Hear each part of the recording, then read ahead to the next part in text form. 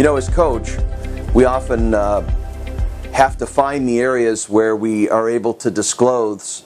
I think disclosures are important things because they create vulnerability and intimacy, and with that we can create an atmosphere of trust.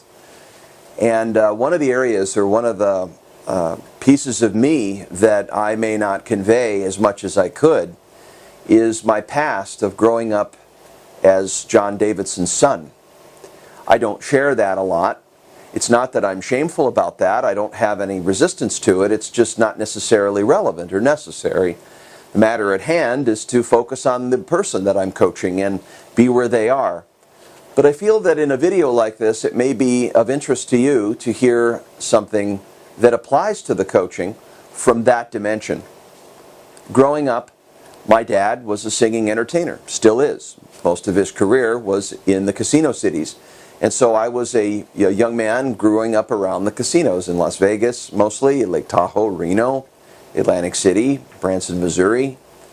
And I would spend hours watching my dad come out on stage and lighting people up and increasing the energy in the room. I think entertainers, show us a future business model, which I'll get into in a minute. But I think business is show business. But what intrigued me most was how I could see my dad take his energy and put his singing numbers together and his jokes and the way the flow sequence would go in the show for an hour, hour and a half, that would take these people out of their life, kind of like Walt Disney, put them into the park, bring them into the happiest place on earth, and then send them out a person that they never were before. And this ability to bring them in and send them out was a process of coming and going, a process of kind of transforming someone from this to that. And that's so fascinating to me, on how a human being can develop the skills, the gifts, develop their instruments to sing and to entertain, where there's going to be nuances and there's randomness in the room, but at the same time there's incredible preparation and structure. I mean, I remember sitting out in the seats all the time watching my dad rehearse.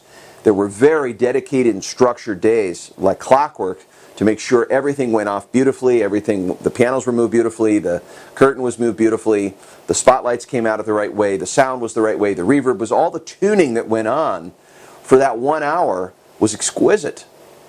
And so over the years, as I got more into business coaching, got more into looking at what high performance meant in terms of how people could structure their time, it was pretty obvious to me, because I grew up in the way my dad would structure his time. There were pretty much 3 types of time. First, there was downtime. And during downtime, he just completely let go of all work-related stuff. He wasn't thinking about singing, his act, his ballads, his things. He was just totally focused on us and the activities we were doing. And we were very into boating. So we spent a lot of time at Catalina and spent a lot of time out in the ocean. It was great, because all of that just sort of, without really thinking about why, or I never really considered what went into that, but I had to realize later on, as I became a father and an adult now, nearing 50 years, it takes a lot to prepare for just the free time, and to let everything off his mind and to stop thinking. So I thought that's a really extraordinary thing that he automatically kind of made clear. And then he had days where he was performing, and those days he was in a certain mode. And I remember, I always thought, well, do I have a dad off stage or a dad on stage? Well, I have a dad that's on stage, but I really appreciated the professional craft of his preparation. I remember watching him put on his makeup before the show, and there's a certain quality of him sort of already being in the show, so immersed and so focused. All the preparation that went into it, and then to go out and just knock him out for the hour, right? And I remember the sweat. I remember him coming off stage and looking at his shirt, and the kind of sweat that he would have of this altruism that would come through himself, his voice, his body, his presence. And then he would have other days where he would be rehearsing and warming up, and he had these chords that he would play on the piano, and then his musical director would come over and they would play and warm up, and kind of always warming up the instrument and figuring out new ways to sequence the show and looking at ways to increase the value of it and putting numbers in different places. And this was really a system. It was a time system where he had this sort of maintenance time to sort of prepare and make sure he took away all of the detail stuff, took care of all the logistics, the outside, the times he was singing, all the other activities that were involved. This was a really important piece. Meeting with his supporting team, making sure people were in the right places at the right time. all the coordination, all the delegation, all of the cleanup, all of the upgrading to the show, and then the focus time, and then this free time, and then this sort of like radical free time, like blue sky time, and then like a radical type of day where he'd really clean up everything, make sure the accounting was in place, work with his business manager there on the accounting piece. So my dad really was demonstrating a very different way of coming to organize oneself. Other than a 40-hour work week, it just wouldn't have worked because he was in the arts. And so what we teach the entrepreneurs is something directly that correlates with what Dad taught me, which is this time process where we have different types of time and there's certain activities that you focus on. It's a show business model, I'll admit it. I mean, I was tattooed by it when I was a kid for hours, probably learning it by osmosis better than anyone, sitting backstage for 10, 15, how many years, watching how this thing worked.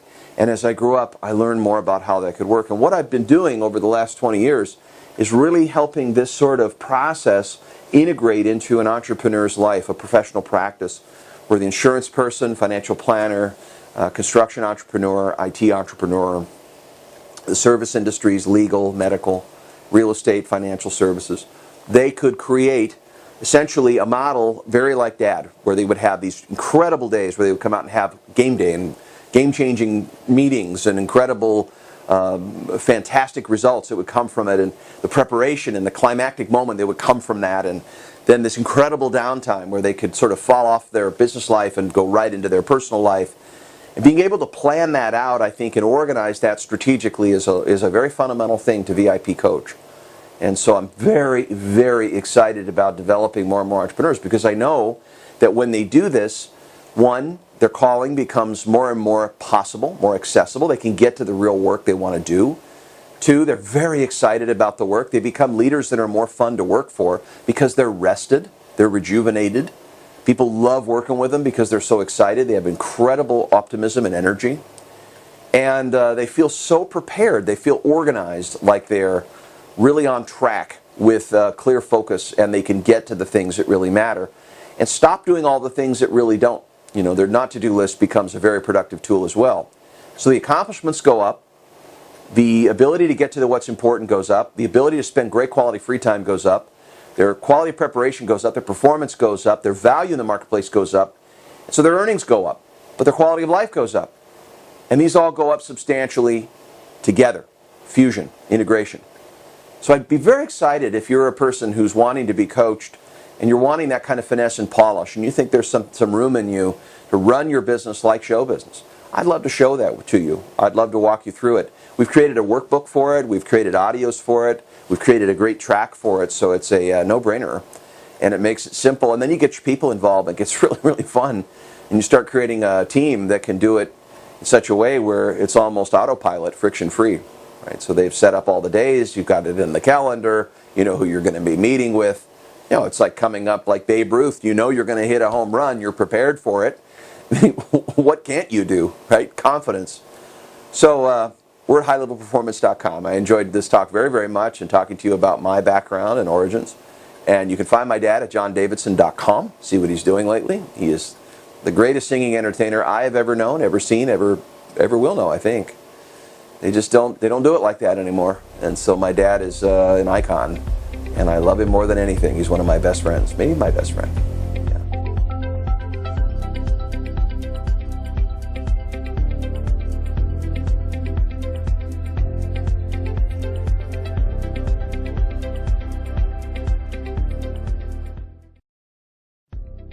If you'd like more information about high-level performance, please visit highlevelperformance.com.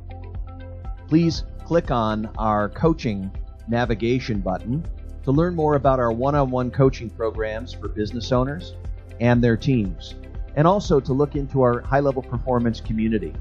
We also have several books available online, like The Day I Built My Barbecue, for you, the business owner, to enjoy your creative freedom, or The Unstoppable You, for you, the executive or business owner who wants to create more value for others by being more of yourself, being more of the artist in your business, not just the engineer or the economist. Or maybe Stand in the place of all you are It's about creative purpose, connecting with a larger sense of self, and how we integrate our authentic self, our motivation to be more of ourselves, in the lanes of making a difference. Just recently, I wrote a book called Stay Longer and Listen Deeper, which incorporated the kind of helping that leaders can incorporate when they come from a place of humility, compassion, kindness, and what I call helpful help. Because there's so much help out there that isn't helpful, I decided to define a new standard for what leaders can do, what they can deliver into the world as helpful help, helping with integrity. I look forward to hearing from you. If you'd like to comment about our videos, you can send me an email directly, and that's VIPcoach@highlevelperformance.com. Thank you.